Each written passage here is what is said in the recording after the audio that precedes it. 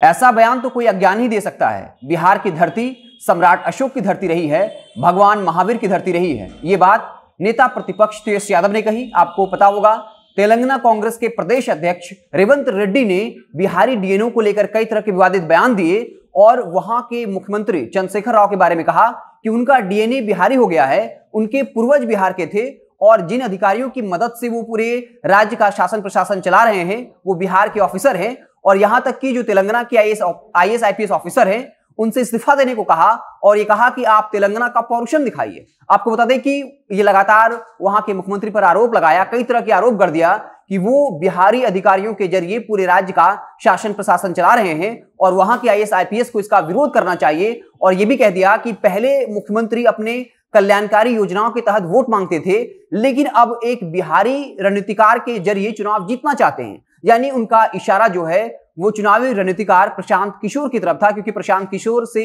वहां के मुख्यमंत्री के रिश्ते अच्छे हैं और कहा जाता है कि प्रशांत किशोर कई तरह के राजनीतिक टिप्स दे रहे हैं ताकि आने वाले वक्त में आप विधानसभा का चुनाव जीत सके। जिसके बाद तेलंगाना के प्रदेश अध्यक्ष इस बयान के बाद बिहार की सियासत गर्म हो गई। जेडीयू, आरजेडी और बीजेपी ने एक साथ हमला बोला और ये कह दिया कि कांग्रेस पार्टी जो है वो बिहारियों से नफरत करती है और वक्त बेवक्त जो है वो बिहारियों का अपमान करती है। हालांकि इसको लेकर बिहार कांग्रेस के नेता डिफेंड करने के मूड में आ गए हैं और ये कह दिया कि हमारे नेता ने तो आईएएस आईपीएस अधिकारियों की प्रशंसा की है, लेकिन सवाल यह है कि तेलंगाना के प्रदेश अध्यक्ष ने यह कह दिया कि वहां के मुख्यमंत्री का डीएनए बिहारी हो गया है और तेलंगाना के आईएएस आईपीएस अफसरों से कह दिया कि आप लोग इस्तीफा दीजिए क्योंकि यहां बिहार का कोई अधिकारी राज कर रहा है हमारे राज्य पर और तेलंगाना काफी बलिदान के बाद हमें मिला है, तो क्या बिहारी इसको चलाएंगे? तो कांग्रेस के नेताओं को बताना चाहिए कि आखिर वो तेलंगाना प्रदेश अध्यक्ष के बयान को कैसे डिफेंड कर रहे हैं। उन्होंने जो है बिहारी अधिकारियों का अपमान किया और यह कह दिया कि बिहार का शासन प्रशासन बिहार के अधिकारी चला रहे हैं। तो साफ तौर पे ये कहीं ना कहीं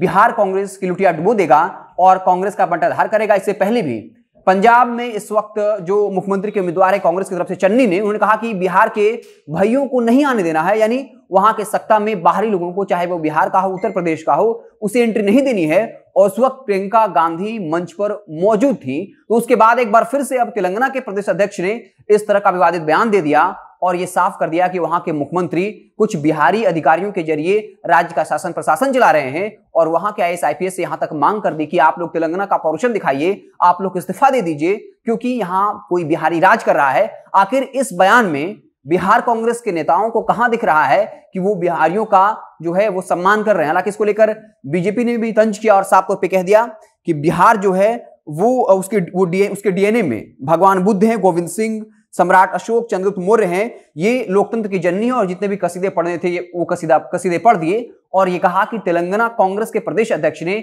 बिहार की बेइज्जती की है, बिहार को अपमान किया है और इसका असर आने वाले वक्त में भी दिखेगा। क्योंकि आपको बता दें कि बिहार की राजनीति में यह सच है कि कांग्रेस के राष्ट्रीय आलाकमान कोई दिलचस्पी नहीं रखते हैं, क्योंकि 2020 का विधानसभा चुनाव हुआ, कांग्रेस को 70 सीटें दी गई, लेकिन प्रियंका गांधी एक बार भी चुनाव प्रचार करने नहीं आई। जबकि ये कहा जा रहा था कि नीतीश कुमार की फेवर में महिला वोटर्स रहती है। अगर प्रियंका गांधी जिस तरीके से यूपी में एक्टिव हैं, अगर वो बिहार में हुई होती तो शायद जो 12,000 मतों के अंतर से महागठबंधन सरकार बनाने से चूक गई, अगर प्रियंका गांधी यहां आकर जिस तरीके से उत्तर प्रदेश में मेहनत कर रही हैं, यहां आकर 2020 में मेहनत की हुई होती तो कहीं ना कहीं इससे महागठबंधन को फायदा होता। और राहुल गांधी भी चुनाव प्रचार करने आए थे, लेकिन महज 4-5 सभाएं की। तो साफ तौर पे जो कांग्रेस का राष्ट्रीय आलाकमान है वो बिहार को लेकर कहीं भी इंटरेस्टेड नहीं दिखता है। और आने वाले वक्त में जो इस वक्त कांग्रेस की स्थिति है ये और बुरा होने वाली है, क्योंकि जिस तरीके से पंजाब के मुख्यमंत्री के उम्मीदवार चन्नी साहब हो या फिर अब तेलंगाना के प्रदेश अध्यक्ष ने जो बिहारियों को लेकर बयान दिया है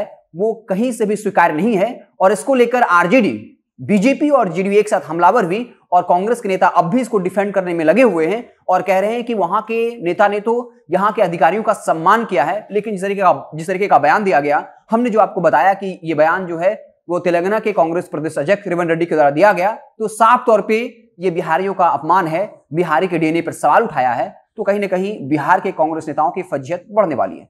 आप देखते रहे जनता जंक्शन, जैसे ही कोई बड़ी खबर आएगी तो हम उससे आपको अपडेट करेंगे। बहुत बहुत धन्यवाद।